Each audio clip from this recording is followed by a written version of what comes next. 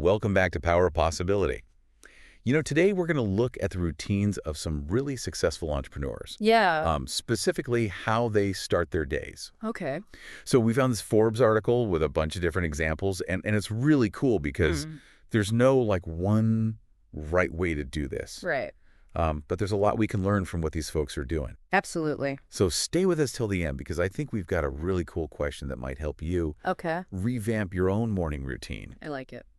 So, the article kind of makes this point over and over again, it's less about copying someone's exact schedule and more about just being intentional with how you start your day. Yeah, that's really it. These folks are very intentional about setting themselves up for success. Right, from the get-go. Right away, yeah.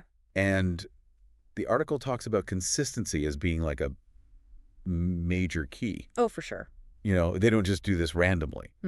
So one of the examples is this guy, Dr. Ivan Zakharenkov, and his company helps vet practices kind of optimize their businesses. Interesting. And he's all about using the first few hours of the day, Yeah. when our brains are supposedly at their best, Oh, yeah. to get the most important stuff done. Makes sense. But it's not even just when he works, it's how he works. Okay. So he uses this thing called the Eisenhower matrix. I've heard of that. Have you? Yeah. So it's basically a way of ranking your tasks Mm-hmm. by how urgent they are and how important they are. So you can figure out what to focus on first. Yeah, exactly.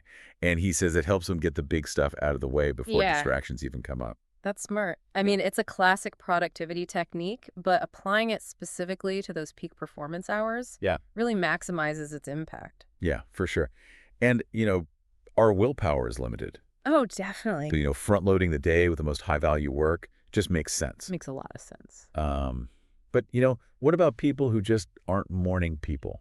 Right. Not all of us are wired that way. So the article talks about this woman, Natasha Glover. Okay. And she founded this e-commerce store called Brown Skin Dark Lips. Interesting. And she does this thing where she joins a silent Zoom power hour. A what? A silent Zoom power hour. Okay. At 5:30 in the morning with other entrepreneurs. Wow. So cameras are on, but nobody's talking. So it's like a virtual co-working space? Exactly. But with super focus on getting your own individual work done. Oh, that's interesting. I've heard of those silent work sprints. Yeah. But doing it that early is next level. Yeah, it takes some serious dedication. It does. But it does make me wonder, what about tasks that require collaboration? Right. Or brainstorming. How do you do that in a silent Zoom meeting? Yeah, the article doesn't really say how she handles those. Mm-hmm. Maybe she has other time blocks set aside for that kind of work. Right. Or maybe she just powers through it later. Could be. But regardless, it's a great example of using accountability. Yeah. And a sense of community. Especially for people who are working on their own. Solopreneurs. Yeah, absolutely. Totally. So speaking of community, the next section of the article is all about this idea of mind matters. Yeah. It's like setting the right mental and emotional tone for your whole day. Yeah. So there's this business coach, Shilpa Panchmadia, Okay. and she starts her day with a positive affirmation. Like from one of those apps. Yeah, from Alexa. Oh, cool. And then she does a Zoom yoga class. Wow. She's really embracing the virtual world. Yeah. And the cool thing is she sets a daily intention. Like a theme for the day. Yeah. So one day it might be flow, another day it might be focus. And she tries to carry that feeling through her work. That's a really interesting approach. I mean, it's almost like she's choosing the emotional lens that she's going to experience the whole day through. That's a great way to put it. And then we have this guy, Henry Joseph Grant. Okay. He's an entrepreneur and an angel investor.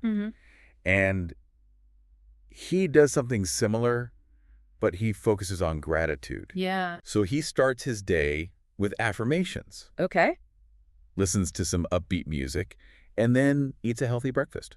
Sounds pretty good. Yeah. And he says that, all of these positive inputs shape his whole outlook on the day.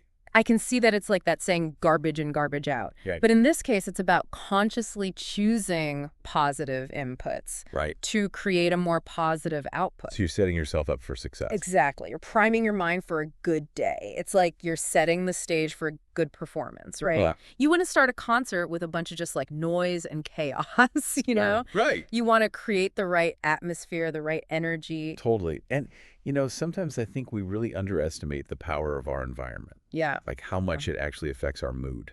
Oh, for sure. our focus, our productivity. Yeah, absolutely. So speaking of connections, this next category in the article might actually surprise you. Oh, really? It's all about putting relationships first, even when you're like super busy building a business. Well, it makes sense when you think about it. I mean, Yeah. we're social creatures. Those connections are so important for our well-being. Absolutely. And, it's easy to get caught up in the day-to-day stuff and kind of forget about that. Especially when you're running your own show. Exactly. You're so focused on the to-do list, you forget to nurture those relationships. So the article gives this example of Hannah Cox, Okay. and she helps businesses get B Corp certified, Oh, wow. which means like meeting these really high standards for social and environmental performance. Yeah, I've heard of that. It's pretty rigorous. Yeah, and transparency and accountability. Right. So, she's got a lot going on. Yeah. But her morning routine is actually super simple. Oh, really? She just makes a point of texting a different friend or family member every day. Just to say hi. Yeah, like a quick good morning and see how they're doing. Aw, that's nice. Yeah, I love it.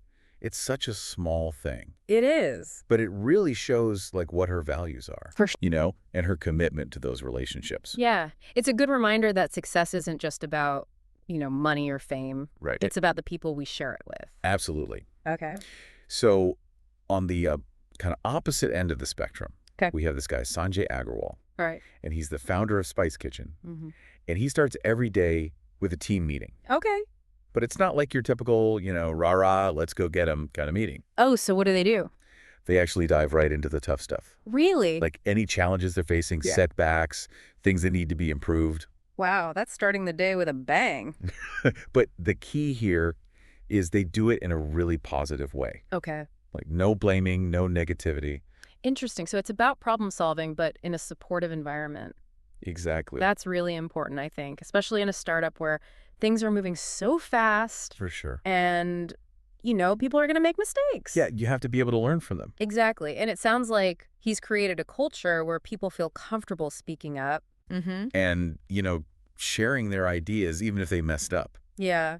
And that kind of leads us into the last category in the article, which is all about healthy habits. Right. So routines that are focused on physical well-being. Yeah, as like a foundation for success. Makes sense. So this woman, Charlie Day, she's from the Entrepreneurs Growth Club. Mm-hmm. She has a crazy routine. Oh, yeah. What does she do? She meditates, she journals, she runs, she does some creative writing. All before work. All before most people even have their coffee. Wow, that's impressive. Yeah. It makes you wonder, how does she even have time for work? Right, like she's probably more productive before 8 a.m. than most of us are all day. Probably, but it really highlights that connection between our physical and mental state. Mm-hmm. Like exercise, especially something like running. Yeah. It's amazing for stress relief. It is. And even for boosting creativity. Yeah, it can really clear your head. And the article also features a few entrepreneurs who like to get outside. So this guy, Peter Raby, he's the CEO of the X4 Group. Okay. And he starts every day with a bike ride. Nice. He says it helps him kind of clear his head, Yeah. and set his intentions for the day. I love that it's like active reflection time. Yeah, and, it reminds us that healthy habits aren't just about physical fitness. Right. They're about mental clarity, too. Exactly. And it doesn't have to be a super intense workout either. No, not at all. Like this guy, Paul Harrison from the travel franchise, he makes time for a round of golf every morning. Really? Yeah. He says it just helps him feel refreshed and ready to tackle the day. So it's about finding an activity that energizes you. Yeah, exactly. Whether it's running, cycling, golfing, whatever works for you. And, of course, we can't forget the basics. Right. So this guy, Russ Avery, he's a sustainability marketing entrepreneur. Okay. And he swears by drinking like half a liter of water first thing in the morning. Wow, that's a lot. Yeah, and then he does a few minutes of mindfulness and deep breathing. I like that combination. Yeah. And he says it makes a huge difference in his energy levels Mm-hmm. and his ability to focus, especially in the afternoon. It's amazing how those simple things can be so powerful. Yeah, and it kind of brings us back to the main theme of this whole conversation. What's up? Intentionality. Oh, yeah. These entrepreneurs, they've taken the time to figure out what works for them, Right.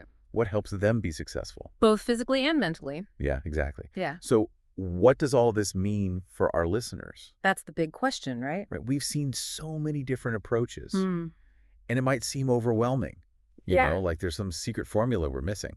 But it's not about replicating any one of these routines exactly. Mm-hmm. It's about understanding the power of consistency Right. and intentionality. It's about asking yourself, Yeah. what can I do to start my day in a way that supports my goals Mm-hmm. and my well-being? Exactly. You don't need to like completely overhaul your life. No, not at all. Maybe it's just adding 5 minutes of meditation Right. or sending a quick text to a friend. Or drinking a glass of water like Russ. Yeah.